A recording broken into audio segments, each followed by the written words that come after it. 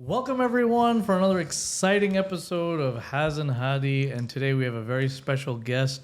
We have Ajib Abdus Salaam, my good friend, Hassan's older brother. Been through a lot.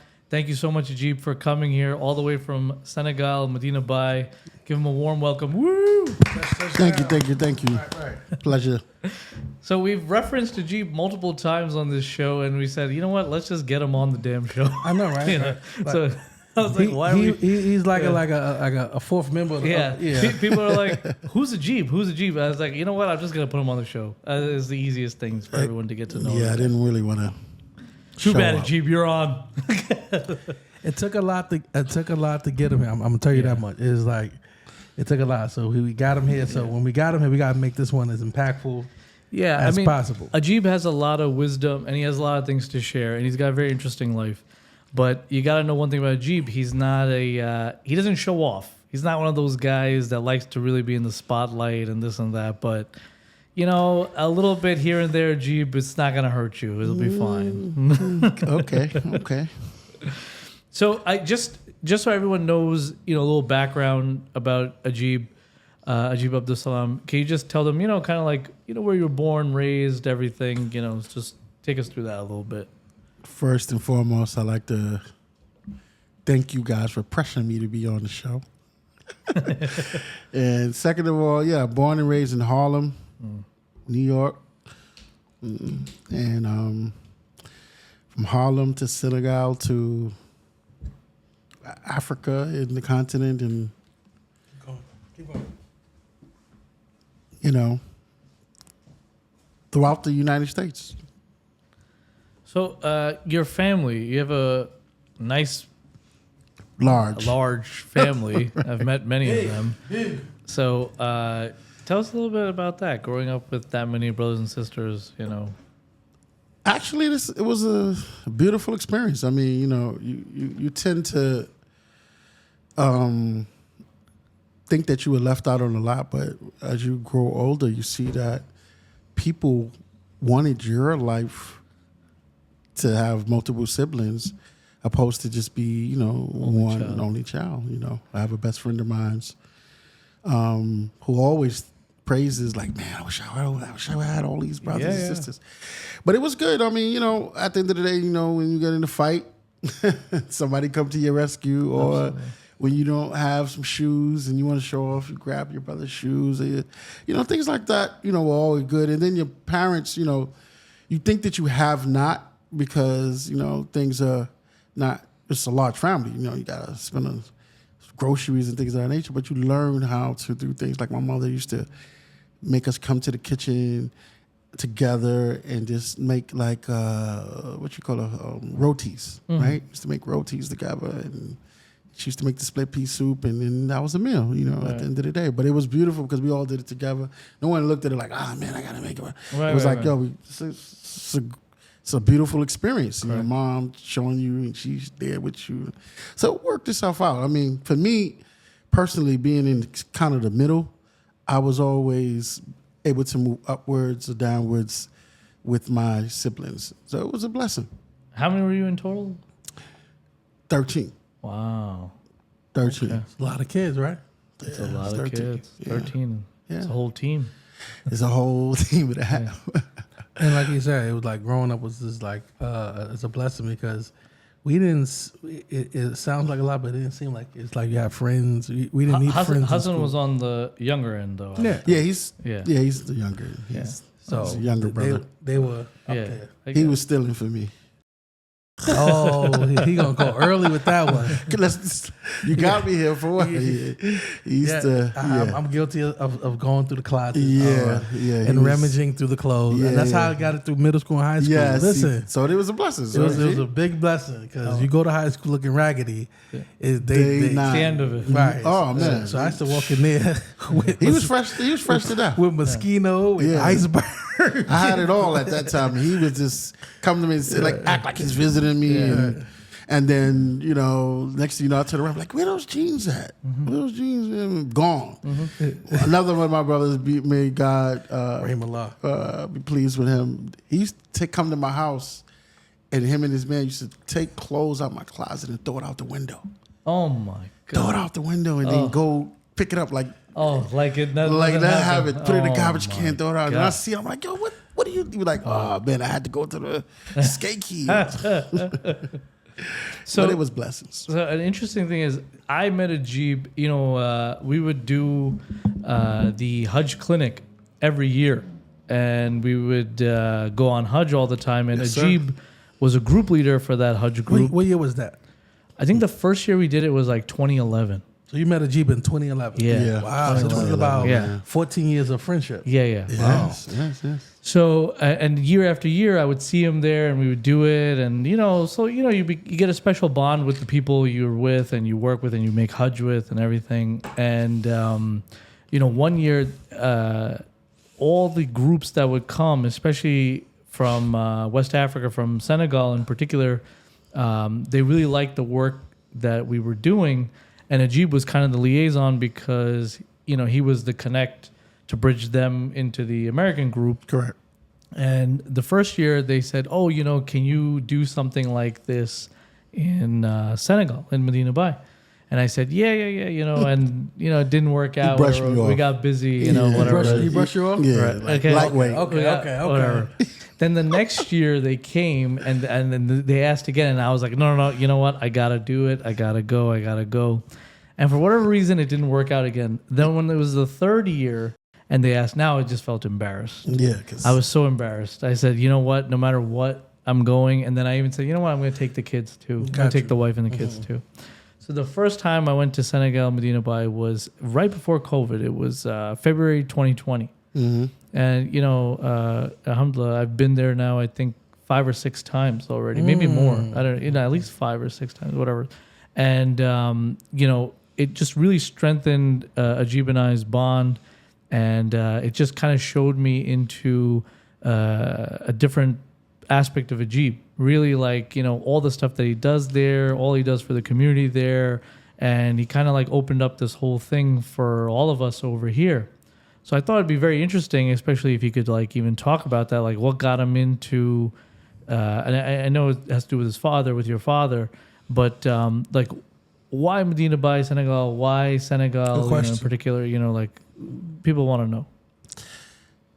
First, I want to say we had a lot of good times on Of course we did. Hajj. Yes, of course we And a did. lot of funny times. And the Hajj relationship began, like you said, in 2011. And actually, with my father was sick on the bus. He fainted on the bus, and we had to take him off the bus. And we rolled him to the thing. Had to call Dr. Hadi. And Mama Hadi. That time I didn't even know who he was. Yes. And he came and he assessed my father. He said, he's dehydrated. Give him some water. Give him some Gatorade.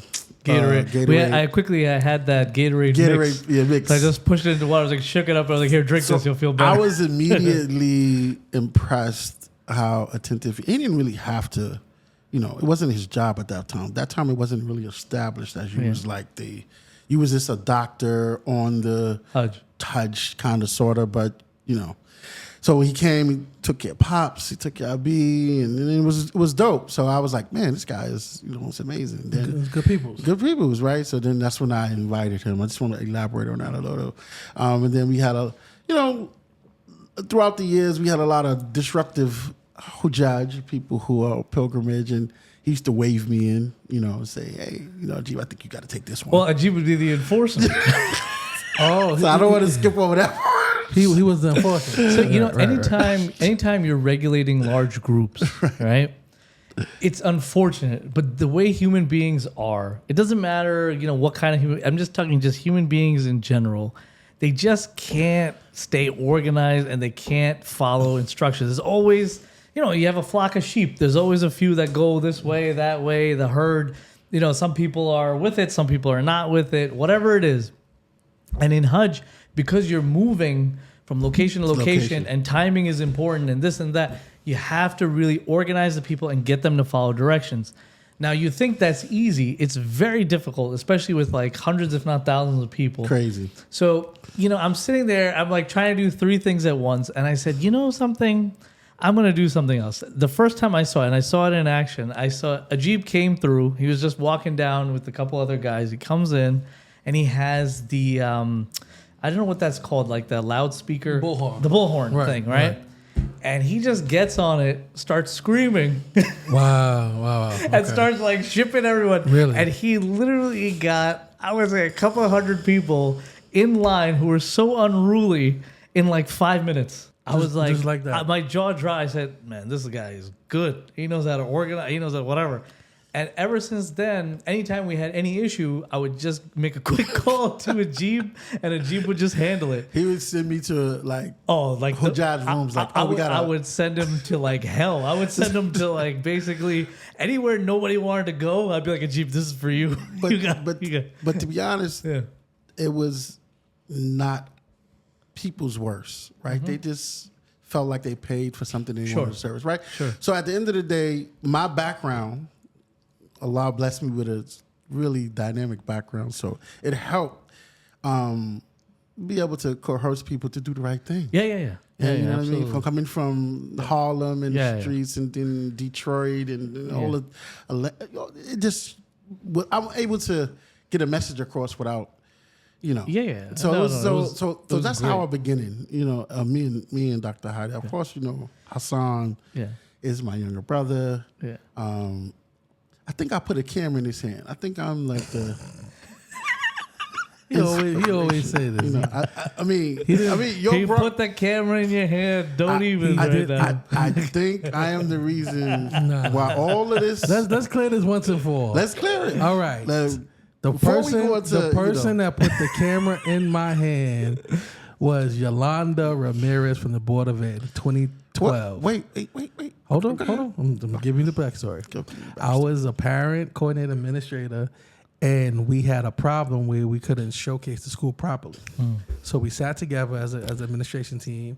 They bought a Sony video camcorder and a Canon Mark III in 2012. Canon Mark III. I don't know any of this stuff, but okay. Hey, people who are gonna know it had a 50 millimeter 1.2 and it had a 24 to 70 or 105. That's how I started. I'm gonna let him tell a story, then I'm gonna tell right? mine. And I used to do it for the school since 2012. But even before that, I had a Nikon. The Nikon that I got, shout out to Akil Mendez. It was a red little Nikon back in 2009. Right. Yes, with my wife at the time, Rashida, was in school. I used to take pictures of her for her portfolio for school. So he keeps saying this narrative that he put it in my head, like, here's the camera. No, and I'm not literally. Okay, let me just explain. Clear it up. Not literally. I'm gonna retract that, and I'm gonna say. It's fine. You can say it. Yeah. Okay. It's Cool. fine. Yeah, I put it in his hand, but let me show you how I put the camera in his hand. He was at a pivotal point in his life. Right. He was at a pivotal point in his life. He was going through a lot. This and the third, and I told What him, year was this? Around approximate. Good question. Man, it had. I can't. I'm not I'm giving not dates. gonna give you I exact know the dates. dates. I know the dates. I'm not gonna give you exact. Just give me a round. 2015. February 2015. I have the picture in my phone to prove it. Okay, Okay. cool. Okay. So February 2015. So we were doing some philanthropy work in Senegal, Medina Bay. Right. We're about to jump into that, and we had somebody else shooting us doing footage, right? It was somebody shooting. I was kind of aggravated with the situation. I was like, this guy doesn't want to give me the footage, and this and that, and the third. And then I encouraged. I said, Hassan, why you just don't take the pictures? You put it in his hand. Put it in his hand. There you go. So all the other Board of Ed I love it. and I the love it. stories that he's telling I you love it. is not false. No, but the pivotal point. The pivotal the point where Hassan decided, hey, I'm gonna go. And then he got amazing at it. Full-fledged. Yeah. So I just Optics, everything was Ajib February 2015. I just That's want what I wanted to know. to be clear. That's what everyone wants to So know. yeah, I just want to be clear. But alhamdulillah, he says now he took it to another level, and I'm glad to be inspiration to my younger brother. That's what I wanted to hear. Yeah. Okay, cool. So let's go to. Okay. I want to ask you this too. Go ahead. So before we got sidetracked, so so Hajj was Hajj. Yes. Now, when you decided, hey, I'm moving my family back to Mass exodus. Senegal. Yes.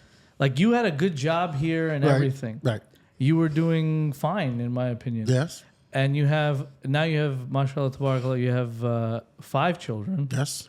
But at the time you had 4, and the 4th was very young. Like what was like going through Ajib's mind? Like, okay, let me quit my job, quit everything. I'm going to take my wife and kids back to Medina Bay. Or I shouldn't say back. I was going to I'm going to move there. So we gotta kind of go back to the a little bit up to the beginning, and just to give you a little, my father, right? He had encouraged us to think outside the box. Okay. Meaning living and things of that nature. He said you should always have more than one. He says hole to lie in, right? That's what he says. but it's a down south saying, right? So a hole is a hole. so it was a hole in the wall, but you should always have different places that you can let your head. So he was a merchant seaman and an imam, and he encouraged us. He sent me, my brother, and another younger brother who got Ahmed. No. Muhammad Dooley, who got murdered. Oh, yeah, right. In Atlanta. I'll be pleased with him. Sent us to Senegal. And that was the beginning of the seed being planted, that it was something other than, right? Just other America, Europe, was something other than. And it gave us a sense of pride to see people in power that look like us, right? All 100%, from the government, from the president, all the way down to the local imam, to the this, whatever it is, just absolutely black, right? And we embodied that and learned the culture. So the culture got us there. We stayed there, I think, for 4 years, whatever. We came back. My mother had passed away. She had sarcoidosis, and I'll be pleased with her. She passed away, so we came back for that. So all of the lessons that we learned from Sheikh Hassan, may Allah be pleased with him, as our teacher and our father, was instilled in us in little increments of just information that you store like a computer in the back of your mind, right? So when you got back, it was like going and doing this, doing that, but you still was attached to Senegal. You still was attached. You knew the language, you knew the culture. You still was kind of sort of attached. So I got to credit my father for planting that seed. It was not like I just thought about it out the blue, right? So it was already instilled in me when I was younger. Then fast forward to 2019 or 2019, was 2018? 2019. It was around the COVID we was getting in the COVID era, right? And then my daughter came home, and respect to everyone, and she said that, we're going to the library. And I was like, oh, that's amazing, going to the library. You're going to learn. She likes to write books and characters. I was like, oh, that's amazing. This is good. I'm encouraging her. She said, yeah, there's going to be a transvestite that's going to read to us. And not taking anything. I just thought that, why do we have to have whatever person wants to live their life? Why do we have to have that person reading to children? How old was she at this time? So I was like 7. You mean Sophomore. transsexual person? Transgender. Sorry. Transgender. Yeah. Sorry. I think we don't call I was them like transgender. Sorry. I think it means cross dresser or something. Oh, okay. Something else. transgender. No. What? Sorry. There was a cross-dress. Cross-dresser. What is that name? Transvestite. Yeah. Transvestite. That's Okay, so I'm right. Not a transgender. Right, so I'm right. I thought you meant something. No. So, but I just felt like, why would you have to dress up to do something like that? You're a man, and you want to read to children. I was like, that's not cool. So that was my first, then they gave, and she was in a charter school, they gave her like a mommy book to read. I was like, 2 strikes. And then all the other things. A mommy book meaning two mothers. 2 lesbian couples. Yes. And I was like, I just don't want my child to be, exposed. And they used to try to force Halloween on her and things of that nature. And I was like, this is getting a bit much, right? And she would feel neglected because I would pull out of school at certain points. Let's pull out. Nah, you're not going to that. You're not going to this. Religious praise. We don't believe in that. We don't believe in this. Everybody has a right to believe what they want to believe, but this is not for you and for us, you and me, right? Okay. So we chose to. My wife is from Senegal, and we said, you know what? Prior to that, we said we're gonna build the house. Let's build a house. But then when we started to understand these things were going on in COVID, I decided to, resign and just move forward with the plan that my father suggested, that we go to Africa and build and own, right? Said when you build there and you own, no one can take it from you. And you reconnect to the roots of Mother Africa. So all of that was instilled. So I just said, you know what, I'm done. I had a little bbit of money. I said, I'm out. I resigned and I took my family. And she's also from there. So it was a comfortable transition. It wasn't like my wife was from America. And it would have been a little more difficult, I think. Correct. For people. That's what I'm asking. Yeah, so my wife was already in because her family... It's from the Medina Bay. From Medina Bay, right? Family is one of the biggest religious denominations in West Africa, right? So she's like royalty there. So it wasn't a real difficult sell to her. More so the kids than her. Right. So we went back. We built an amazing property for a house. Yeah.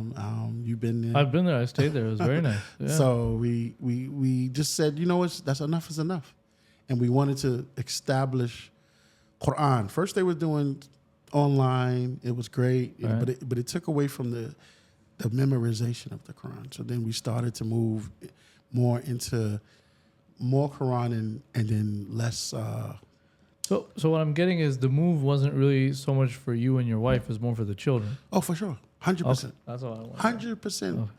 And now they know the American side because we do come back and forth. It's not like we abandon America.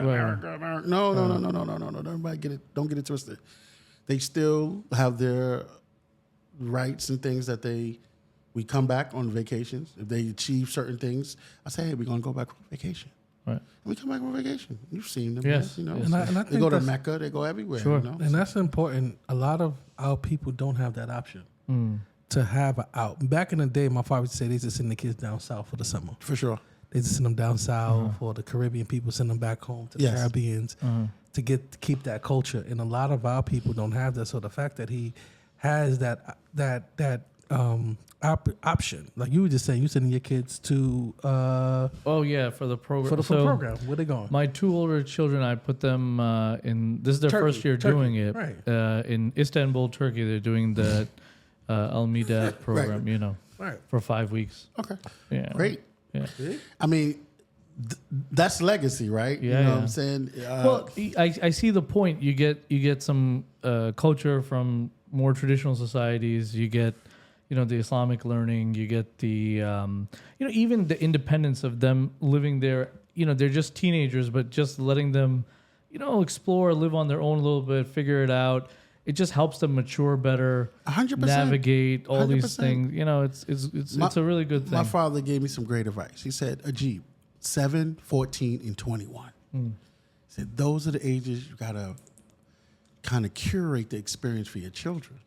7, 14, 20. He said, from 0 to 7, they're learning how basic stuff. Just to pull from you. Right. And, hey, basic stuff. Who are you? Things of that nature. But 7 to 14 is when, if you instill the right values inside of them, they will take that from 14 to 21. But if you kind of miss the disciplinary things that you need to do, you're going to have a little more difficult time from 14 to 21. But 14 to 21, when they get 14, it's like, I want to do this. I have this plan. My plan. Right. So we kind of like curate the experience from 7 to 14 to what you think they would like. And then 14 and 21, you have to like kind of assist them in their journey. Absolutely. Absolutely. Well, that's what I say. My oldest, she's 14. Son is 13. Right. And then the youngest, she's 6. Yeah. But 14 and 13, they're like little people now. Yes. I mean, they have a mind of their own. And you gotta respect it, man. You have to explain things to them. It's not the same. My daughter, we was talking yesterday. My oldest is 18, then I have a 16-year-old. And we just talking about some things, and she's about to get braces and stuff like that. So she was like, I was talking about, she's like, how's your day, Dad? And I was like, yeah, alhamdulillah, it's good. It's going a little rough today. She's like, well, man, Allah, make it easy. I'm praying for you. I said, who was talking to me? Like, but they get older.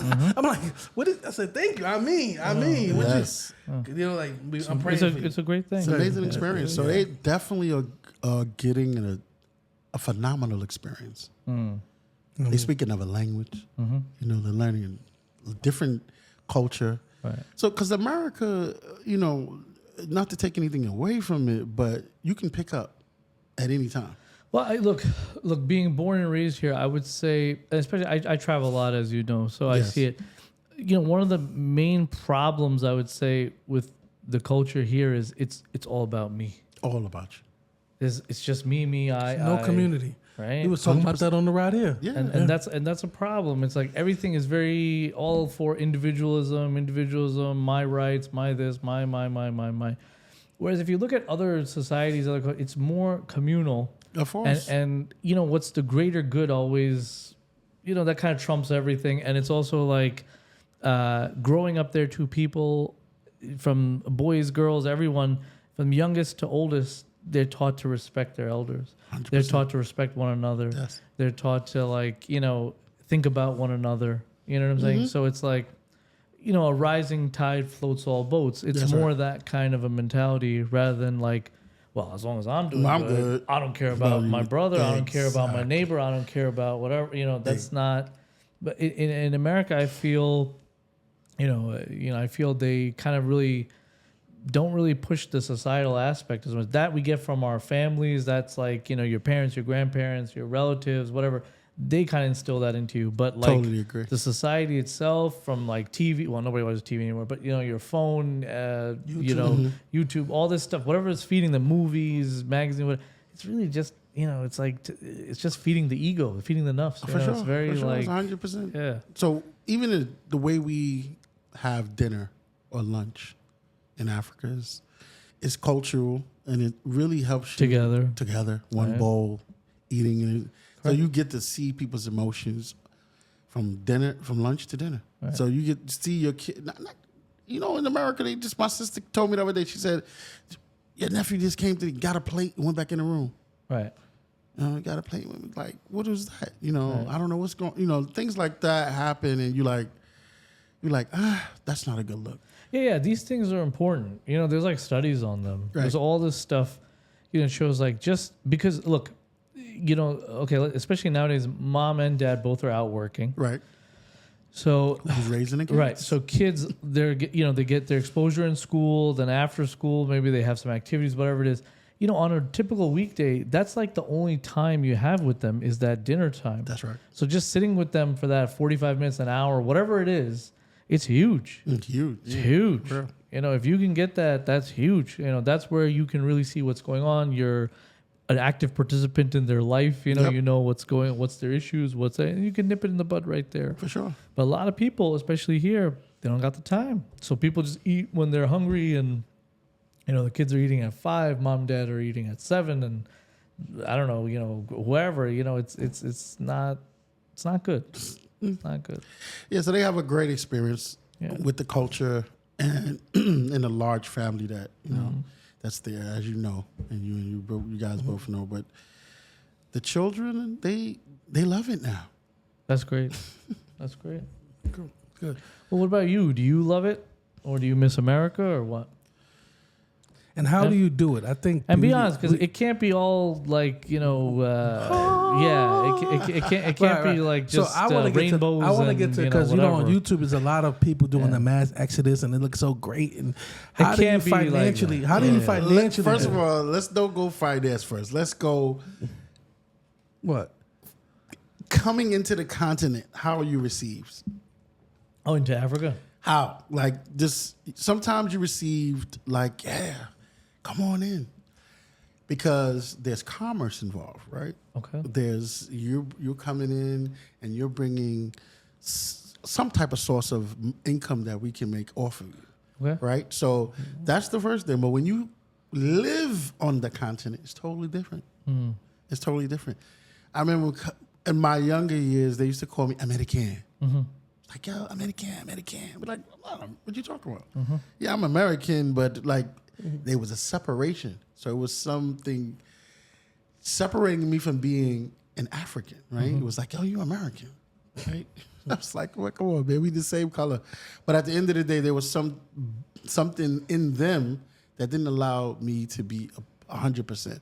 But eventually, when they see that you are there for the long haul, it's all good. Okay. But I think it's due to all the other powers that be coming in and taking and leaving that they have been indoctrinated with this attitude. Like, I don't know if I should trust you 100%. Right? So they have this thing. It's like It's a lot of PTSD. a lot of PTSD in Africa, man. sure. A lot of PTSD. Yeah. So it's like, oh, you come, and then what did you really here for? But I'll do commerce with you. Hey, you want to sell me? I'll take you on a trip. I'll do Sure. because I'm making money, right? Sure. But living on the continent is different, and anywhere in Africa, for you to be anybody who tells you that you're just accepted, like you come in and it's like, oh no. People make that experience. So now when people come to Africa with me, I'm able to give a curated experience to get them past all the negativity. But we've endured that so people won't have to go through it.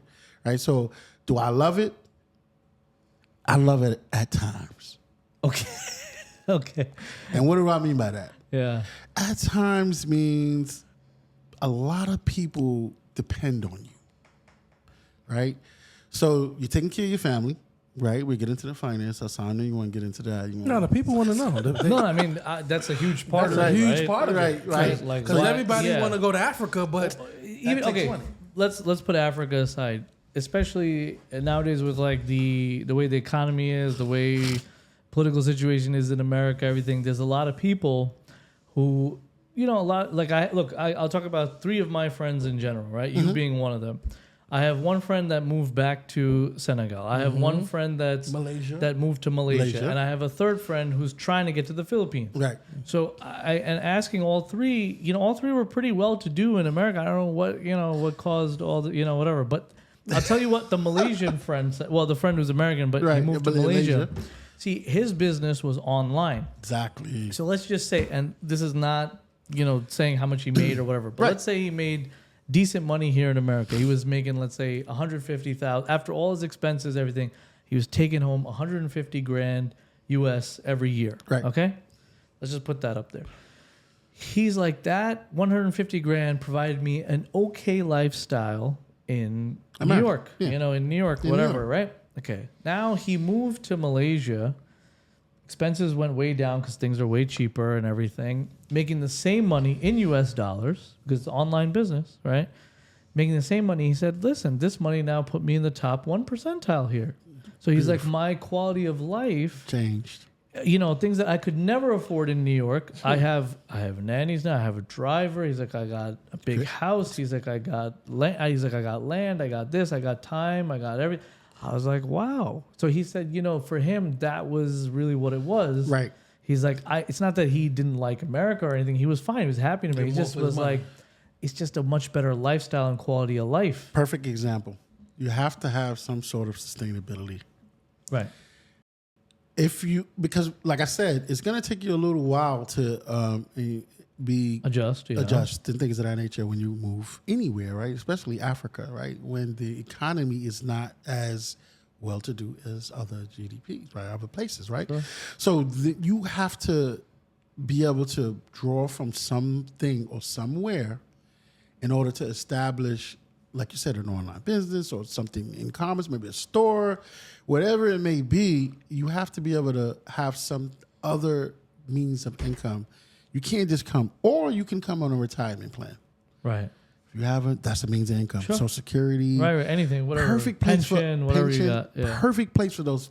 Africa is amazing for them. Well, I would say the whole third world is probably amazing. Oh, yeah. Right? Yeah, I agree. Right. Yeah. So those type of financial structures are very prominent to thrive. Well, so the friend who moved to Malaysia, he got me looking at I just randomly looked on like ChatGPT. I'm like, typed in how much income do you have to have annually to be considered top 1% in Thailand, top 1% in Philippines, top 1% in Senegal, top 1% in Egypt, top 1%. I just picked a bunch of third world countries, right? And I saw it's really not that much. If you're getting paid in US dollars, God bless America. The dollar is still strong. I know it's weakening, this is that, but it's still the number one currency in the world. That's right. All right, that's without a doubt. So seeing that, I said, whoa. So there's a lot of people who, and I'm just saying this generally speaking, and I know it's a lot harder to just get up and move and this and that, but there's a lot of people who are struggling, very, very struggling, day to day in America, who may make, I don't know, modest, let's say 50 to 60 grand a year, right? Maybe 70, whatever it is, I don't know, and they're having trouble, just to make the end of the month, all the bills, this, that, whatever it is. That same money in one of these countries is putting them in a way different, 1%. way different lifestyle. So it's like, if you're not going to really make much more than that, why wouldn't you move? Just a thought. A lot of different dollar reasons why they didn't move. Right? But it's an addiction, America is an addiction. No. Comfort. Listen. I have no problem. Look. I was born here. I live here. Yeah. I like it here. Don't get me wrong. I love it here. Whatever. But financially, I do very well. Right. So I have everything. You know what I'm saying? It doesn't make sense. You know what I'm saying? But like, let's say I'm someone who's barely able to make it. There's a lot. That's a lot of people. There's a lot of people. Look, the stats people. don't lie, right? So numbers don't lie. There's a lot of people who struggle to pay rent. Yes. There's a lot of people who struggle to pay whatever bill, car bill, light bill, this bill, water bill, whatever bill, right? But they do make decent income. And if they can make that same income, just take it somewhere else. But bro, check it out though. You would not be able to make that unless it's an online business. You won't be able to take that income with you. Well, I'm not saying it has to be an online business. There's other people, they would establish businesses in those countries. Or they establish... But then you work it in the currency of whoever you are dealing in commerce with. Right. So you won't be able to get U.S. dollar because we just basing it on the U.S. dollar. The dollar amount... Let's just use Senegal for example. Senegal... One other thing, right? In your case, let's say you own a few properties in America. You make rent. You're done. You're good. You're good. So 100%. you don't need a business. You don't need anything at that point. You're done. You're just living off of rents. That's right.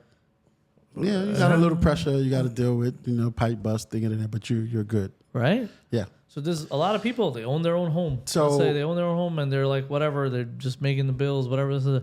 Rent out your house. Right. So I actually did that. That's what I was getting to. Yeah, he's telling my story without telling my story. This guy. That's what I was getting to. So you rented out your house in Senegal? In Atlanta. Okay. Right. The house in Atlanta was rented out, and you used that money and income to actually sustain the house in Okay, Africa. let's say, not in your situation, but let's say someone else, let's say they're leasing apartments, right? They could sublease. Yeah, you can. You can do it's many ways to, There's like other you ways. said. Because if you don't need much to it's really not that. I think it's more of a mindset, bro. I think it's more of a mindset. It's not people making 50, 60,000 barely making it here. They're not thinking about I'm going overseas. They're just thinking about getting to Friday. Look. It's a different mindset. Even look, for example, you could trade stocks. You do some options, whatever it is. Bro. You make a few grand a week. But people are not really astute to stocks and things like that. That conversation of stocks, you only get that information if you're in certain rooms. Like I learned that with being in your room that we in. I'm like, oh, shoot, let me buy this, let me buy that. Yeah. A lot of our people, black and brown, they don't have those conversations. They only know how to get to the next check. So now you're talking about, all right, yes, your dollar goes farther. They don't even know they don't even have a passport. Right. What are you talking about? That's a good point. No disrespect. No disrespect. Yeah. They don't even have a passport. So when you're talking about Exodus, you're talking about how to sustain it. Like people be like, you gotta have something here moving. Like the guy from Malaysia had the online business. Correct, so this one has. You gotta have something here that can, when you go over there, it can generate some money. Because if you're not, you're gonna be struggling. You'll be struggling there. You're gonna be struggling, bro. I mean. And you don't want to be struggling. No. You don't want to be struggling anywhere. I get it. Yeah. No, here is better because you don't want to be struggling. You have a lot more government assistant things. Yeah. Over there. You have nothing. You have nothing. And that's what I said when you asked me the question in regards to how is the transition, do I like? I said, not sometimes it's difficult because people depend on people. Right. Right? That is the number one thing. So somebody gets sick, they might come to your house. They might Right. go to the Sheikh's house. Right. Hey, my daughter needs a surgery. Oh, I don't have no food. And that, as you mean, we've been Yes. established in Yes. philanthropy, and we feed over 100 people a month. Right. Right. But if we didn't have that structure, right, what would those people do? Exactly. Right? Exactly. Who would they depend on? They don't have a good they have education, but some of them can't afford to put their children in school. Right. Some of them can't afford to pay water, lights. Right. I mean, that's why we build wells. That's why we build schools. That's right. That's why we do these things. That's right. But it comes to that question, right? It's like, do you want to rely on a state to take care of you, or you want to rely on each other to take care of you? It's like when you don't have something, right? Like, okay, let's say, and we're all Muslim here, so it's like, okay, let's say God puts a difficulty in front of us. Right. Allah subhanahu wa ta'ala puts a difficulty in front of us. Right. Like, okay, these people can't eat, they don't have money. So it's like, and that's in that state, where are God's people? That should be us helping them out. Like, it's like, Of bring course. us to it. I think, well, you are an exception to the Africa is very difficult. For people to give to Africa. Let's be honest. For people to give to Africa, people give. Come on, you know that, bro. Hadi, Don't sit come here on. and act like you don't understand shit. I mean, No, this is what I you learned. was there. This is You what I told learned. me. This is what I learned, You- right? I mean, This is it's what I very learned. difficult. Look, you want to? This is unplugged. This is what I'll just say it. In doing all this philanthropy for different places in Right. the world and everything, it's not that people don't want to give to Africa. It's Black Americans don't want to give to Africa. That's a problem. I mean, people. I'm not. They're saying, very, very tight with that. I'm not. I don't get it. No, but hold on. I'm not going to say just Black America. I'm saying people. Let me tell you why I say that. I was in a system, and I'm not going to call the organization's name. And it's a Muslim organization, prominent, and I would get grants from them Sure. doing my philanthropy work Yeah. here in the nonprofit sector. And whenever it came to them, to their fundraiser, it was like they would only put up like Serbians or some people. They wouldn't even put up Sudan, or they wouldn't put things up that wouldn't gain the More money. interest. And I asked the guy, I went to the guy, I said, wait a minute. Yeah. What's the deal with, white Africa is, he said, believe it or not, people don't like to give to Africa. And I said, why is that? He said, What? because they want to give to people who they look like. And the people who have money, who we're after, they're not Africans. They don't look like that. Yes, I agree with you. Like, people don't see the need. They see, I got it out the mud, so they don't want to give it. Personally, I prefer to give to Africa. Personally. Right. Why? Because I see they're struggling. Every place is struggling. I shouldn't Yes. say like whatever.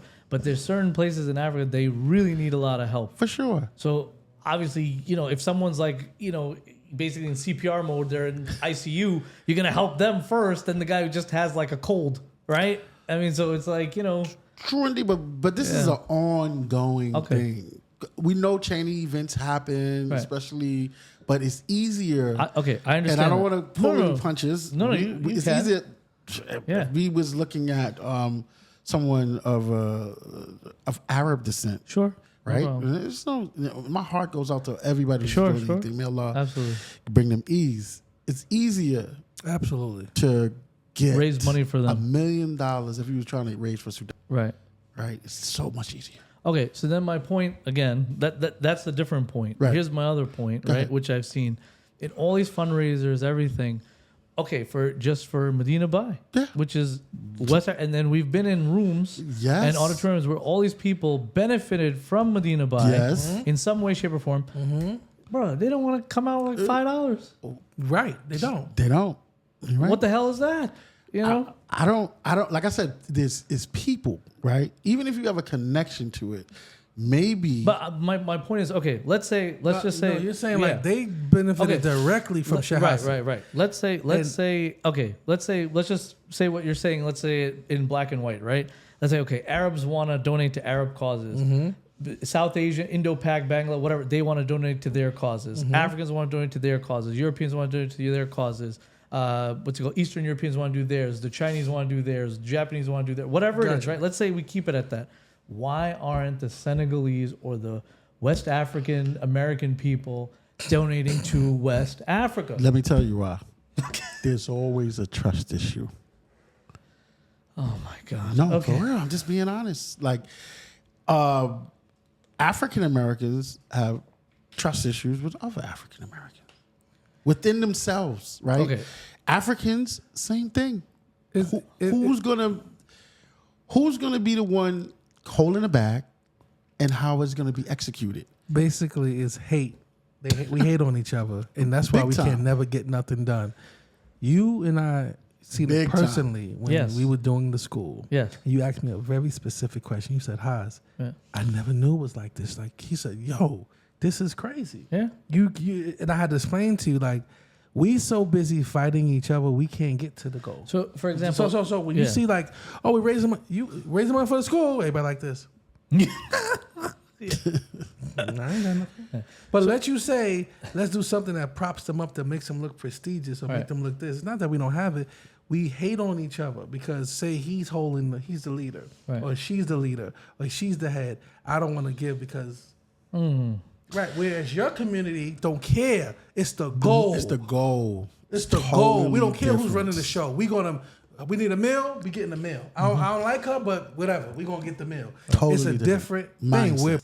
Where Is this reality? And we gotta walk it down, and those things are difficult to really. well, another big problem, which I had a problem with too, was okay. All these people were raising their hand.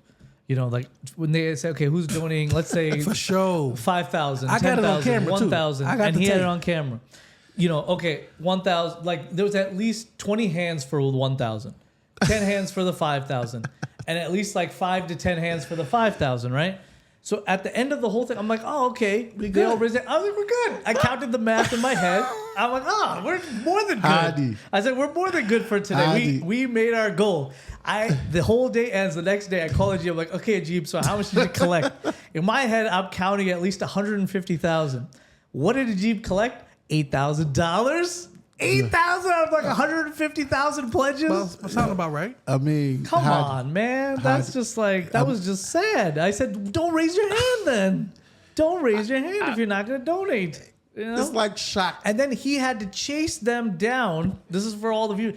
I've never seen anything like this. He's like harassing, calling them for like $1,000 that they, you know, on camera, everything, you know, everyone saying takbir and this, clapping for them and everything, blah, blah, blah. That's all they wanted. They didn't even care to donate. They just wanted the praise. That's all they wanted. So I said, then I said, we have a much bigger problem, right? Our problem is us. So I was like, the problem is we need to first work on our we have to work on our character, number one, and we have to clean our heart, of these things. Like they just want, they just want the praise and the admiration. And it's not about doing the right action or seeking God's pleasure or anything like that. Like you gotta start with the basics then. So here's what I want to kind of put the icing on the cake. Yeah. Icing on the cake is, you can lead a horse to water, Okay. but you can't make them drink. Absolutely. Right? So the benefit for whoever it may be, you can be in these rooms and you can be in this room or that room. If the person doesn't feel inclined to reach past you, right? It has to be past you or me. Like, it has to be for the blessing. Whatever happens. I remember one time I was on the train and I was with my teacher, Shah Hassan, my father-in-law. And he was like, going in his pocket, he seen a homeless man and he had a sign saying, I want money for food. And I'm like, this guy, come on, man. This guy's straight. Gonna take this joint and go get high. And the check is like, gets money, pull out all his money, gives it to the guy. Correct. I'm like, check, why you do that for? Do it with the right intention. This guy's gonna go smoke it up and this. Oh, you don't know? And he said to me, that's none of my business. Correct. Right. He asked for food, Right. and I gave him money for food. Right. It's none of my business. Be like, I did it with the right intention. Now it's on him. Whatever he does with That's it, right. it's between him and Allah. Look, I do that all the time. My wife gets on me all the time. Just forgive me, I'm calling her out here. Like sometimes you get stopped at the light, and some guy comes with a little up, sign, yeah. whatever it is. Listen, whatever I got in the thing, a couple of bucks, whatever, I always give to those guys because I don't know what they're going through, whatever it is. Even though they look like they're just gonna take it and go buy booze, buy alcohol, or do whatever with it. that's all, it's all, we can't make those assumptions. I keep explaining to her. I was like, look, you can't make those assumptions. And the way it works too is like you take care of the weaker ones in society, and then God will take care of you. 100%. Okay, that's our belief. So it's like, it comes full circle. But I don't again, going back to this is how it still bothers me to this day is like how when some place has benefited you directly or indirectly so much, you couldn't come out $5 for this when you went and you're dressed in like brother. They're dressed better than all of us. To the I was nines. like to the nines. Listen. I said, Another thing. Some people we don't like to see us, just like you said, why are we not the first ones raising money for this and that? We black people, African Americans, we hate ourselves, man. There's a lot of hate, inner hate, whatever you want to call it. And you see it when you have leadership problems, when you have raising money problems. I'll never forget, my father told me this one thing. He said, when Shah Hassan Rahimahullah used to come to America, they could never fundraise $10,000 in one sitting. It's not a now problem. It's not a now problem. You can never like the African American brothers say, "We're gonna raise." Can never. And not saying they didn't have it. It's just internal conflict. This, that, and that's what our community. This is what we deal with. Well, okay. Even going back to the thing where you're like, oh, we don't trust one another, this and that. Look, if the person, the organization, is proven to you time and time again, it's doing it. It even videotapes it. Everything. This and that. Why so much, like doubt? Because everybody want to be the man. Everybody wants to be the leader. It's not about, they see us going to synagogue. They see the philanthropy. They see it's documented. It's all over social media. There's no doubt. They will still say, let me see. It still will be a problem because they don't like people don't like to see certain people in leadership. Okay, then you do it, right? If you're the person who's like, oh, I don't want Ajib doing this, then you step up and do it because the job needs to be done. Well, I think that's what the direction is. People are starting to step up and do their own thing, and alhamdulillah, we get a piece of the barakah because we established and inspired, right? That's great. So alhamdulillah. So I don't kind of like ponder or like think about why because it becomes repetitive, right? So you're not going anywhere with that. Nah, it's like where are we going with this? So alhamdulillah, I meet people like yourself and other people who are free thinking, wants to do something good in the world, and align yourself with those people and keep it moving. Yeah, no, that's good advice. Okay, so sorry, that was like a side tangent, but going back. So no, back to even you moving to West Africa. Now that you've been there, you've established yourself there a few years or whatever. What have you learned from those few years? Like, what if someone was thinking about doing it today? First, what would you tell them right away? Finding a source of income. Okay, that's 100%. one. That's first thing. Two, what's two? Two is patience, right? And when you say find a source of income, like how much money are we talking here? Like to live in West Africa, to live at $50,000 a year is enough. I think you can manage yourself nicely. Just you, nice, right? You and the family, maybe a little bit more. So what, 60, 70? Yeah, 60, 70. Okay. And you'll be good. Okay. Right. 60, 70, you'll be good. Right.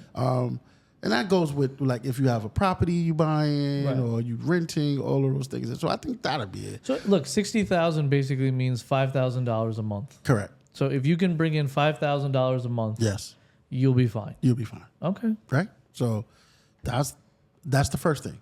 Second thing is patience. And like I said, when I had to learn that myself because you have to be patient with the process of people accepting you. Because they don't know what you're there for. Like I said, they PSD thing. Right. Like, why is he here? He came all the way from America. Right. Because that doesn't make sense. Think about it. Remember the first time you did a clinic? Yeah. I mean, they shut us down. Yeah. It's like, what is this guy coming in trying to tell you want to do a clinic? They don't know what's so the crazy part was they thought, and I told them, I was like, no, sir. They thought I was there to take over their clinic. medical clinic and everything. I was like, no. I'm just here for a few days. I just want to help. I just needed a space to work out of. So, if you don't mind, whatever, which we explained to them and they were like, fine. But the one thing they're like, oh, is he coming here? Is he going to live here? Is he going to take all our patients? Is he whatever? I was like, what are you crazy? That's the first. So patience, you got to have patience, and be, really embody the culture, like kind to your neighbor, things like that. Mm-hmm. Those are real qualities. So you have to be patient. The third thing I would say is learn language. Language really. Yeah, communication, man. Very important. It's all about communication. Right. Like it's your superpower. When you can speak, go any. That's why people are flocking to Ghana so much. Because it's English speaking. It's English speaking. You could go there and still have your superpower. It's like, blah, blah, blah, blah. You're not missing a beat and still being on Mother Africa, right? You can still be a part of the diaspora. That's the third. So anywhere you go, you need to, even if Ghana, if you can learn, you have English, learn some Hausa or Tree or whatever. One of the languages, so you can. Then you have now not only respected, but you've evolved into a citizen of of like you belong. You belong, right? So that's the third thing. So learn the language. Take a couple classes. Even if it's just greeting, right? If it's just like, hey, nagadev, manfi. You must learn those things. You can't be like, I want to learn. No. Anywhere I go, I still try to pick up a few phrases. You know what I'm saying? So those are the three things I think that will be a successful transition. All right. Yeah. This is great. No, that's definitely something. Now, my last thing that I really wanted to touch on with you was the philanthropy. Right. Like, what really steered you to do all this philanthropic work? I can't. And you've been doing it for years. I can't. Only thing I can say is Sheikh Hassan. May Allah be pleased with him. No. I used to see this man when I was younger, in my days in Africa, day and night. He was like equivalent to welfare, right? You would come in, you would greet, he would give his last. So if somebody gave him 60 bags of rice, he wouldn't sleep until the 60 bags of rice was distributed. Things like that. I mean, he had a large family, but he was a farmer. Right. But he really established selflessness, like in me. I seen it day and night. And when I got back to America, it was like, dang, what do I do? He said, establish it there where you're at. Right. And we established it. We used to do Atlanta, Detroit, and New York, feeding the homeless. Right. And doing books, giving book bags and school supplies and all. We used to do water and Flint, Michigan. Midnight runs. And we did it there, and then one day my wife was like, don't forget about the people in Africa. They still, because he had a thing where he used to house rice for whoever came. He used to just come and he'll just give you like at minimum a bag of rice, because rice is a staple, as we know, in Africa, right? So that, to me, seeing a human being want for nothing, have everything. In his own right, he was a world leader. He was a philanthropist. Sure. However you want to look at it. No, people come to him just for his words. Just for his words, They'll come all the way across the ocean just for his words. So not only that, it was just the way he made you feel like it was about you, with millions of people around. Like, and I was amazed. Like, man, I want to be like this person, because he.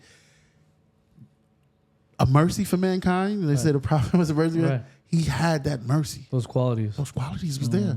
So that's what inspired me to stand on the legacy of doing my own thing. I was directed in his lifetime to start it in America. I've done that, and then migrate to Africa. Of course, same thing. Of course, you're doing the same thing. No, last time we were there. It was very nice. From the simple look, we did the clinic. Yep. We did the wells. Yep. We did the school supplies for the elementary school. Mm-hmm. Love that school, by the way. Yep. Say the Kubra. Shout out to Say the Kubra. she really does a fantastic job. Phenomenal at that job. School. Yes. We ordered those cows. Remember? Yes, we did. We did. fed all the people. We thought. I mean, it was really a very nice experience, even for the kids. Yes. Because they did it with their own hands. They fed people with their own hands. Look. I even show the kids, look how important this is. Something simple like, okay, in America, your food just gets brought to you on the table. So that chicken is just whatever, that chicken breast is chicken breast, whatever. You don't know where it comes from. Like a child really doesn't know. Right. He doesn't see that this was a living thing and then it had to be killed and then cleaned and processed and the whole thing and then cooked and then it gets to your table. Like, Of course. from farm to table. So what was nice was in Senegal, especially for my son, I said, look, you have to slaughter this cow. I was like, you have to slaughter this cow. So I was like, he goes, what? He goes, yeah. I was like, look, how else are we going to be able to eat it? And he was like, what do you mean? I was like, well, here we go. I was like, so, I did it with him. Obviously, everything was fine, but, after he did his first one, he was ready to do the other 3 or 4 or whatever it was. He was fine with it. It was not a big deal. But, that's definitely something that you only get in these other countries. You don't get that here. Yeah. You have animal rights on your back over right, here. or whatever it is. So, it's it was definitely a humbling experience, definitely a nice experience. And it's just something that I wish everyone could give their children. Yeah, I mean, hey, listen, take your kids, some advice. Take your kids abroad. Right. Somewhere that's uncomfortable, not to Bali. Right. Somewhere they can get travel with a purpose. Right. And that's my slogan. Travel with a purpose. Right. Because you're going to travel, if you're going to Cancun or you go somewhere, just to it's hang a out. purpose. Yeah, you go to hang out. Purpose to hang out, right? So listen, if you want to go to Cancun, that's cool too. It's all good. Fine. I've done it. But don't just times. do that. But don't just do that. You have to broaden Learn a child's something. Do horizon, something. learn, teach, and travel the world and let them see something culturally different. Like, and the reason why I like Senegal or other places in Africa opposed to English-speaking places is because it takes your superpower away, and you have to have humility because you need someone to intermediate communication, right? You need someone to be like, oh, you got to have a guy who tells you, and you have to trust that guy that he's going to do right by you, right? So you're vulnerable, right? So you've now taken out all the arrogance out of you. So that's why I say, going to Ghana is cool. You still, you can move around freely and do your thing. But I like to take people to places where they have to depend, and they have to be like, no.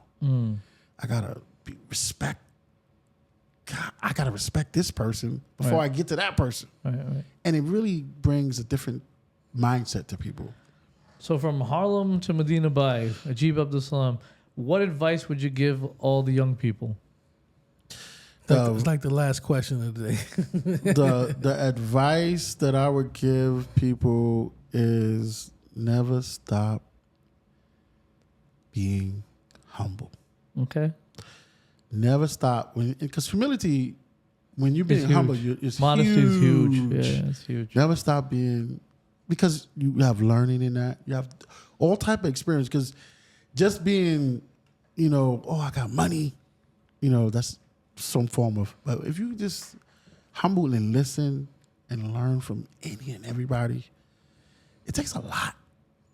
It takes a lot because we all believe what we believe. You have your experiences, right? Nobody can tell you, listen, this is what you got to do with pain medicine. Right. You're like, man, I know what I'm doing. I've been doing it for years. Right? But now if someone came to you and said, hey, I got a new practice and you say, oh, let me hear about that. Mm-hmm. You've now shown something. You ain't got to say, I'm this big doctor. I got this big practice. Sure. Things of that nature. So we need to get that more in our family structures now. Teach our children how to be humble. I'm not saying be, a person who just takes anything. Right. But learn when it's time to listen. Sure. Right? Be here. Okay, and show them things other than the Xbox, materialistic things, right? And all this stuff that we do. Well, I mean, you're missing out on life if all it is material. Because that's very short-lived. Very short-lived. Very short-lived. Well, this has been good, man. I mean, I thank you for coming, man. I mean, this is like, we got to do a part 2. We got to come back and do a part 2, man. But something I wanted to... We touched on the, not to get you off. What's that? We touched on the good side. You have the good, the bad, the ugly. Mm-hmm. Hopefully, when I write this book, you can see the whole picture transition. Gotcha. Because just to say, "Oh, G was good," or "G was that," that's nice. It's cool. But eventually, we have to, know where we come from to appreciate where we are now. Absolutely. Absolutely, and I think that this episode is going to help people understand about working together, traveling. He broke it down on what you need to do, traveling, and the backstory behind what he does, and if you're thinking about migrating, there's a lot to it. It's not like you just get up and go. I mean, there's a lot you gotta think about. He broke it down in 3 parts, so it's a lot of jewels and gems in this episode that I can't wait. I can't wait to play back and look and learn because we all have families and we all travel and we all want to be where. Do his best for our family. So we thank you for tuning in. Yes. Thank you, G, for coming through, sir. dropping the knowledge. Another episode of Haz Hadi Season 2 is going down. Stay tuned and make sure you like, subscribe, and share. Peace.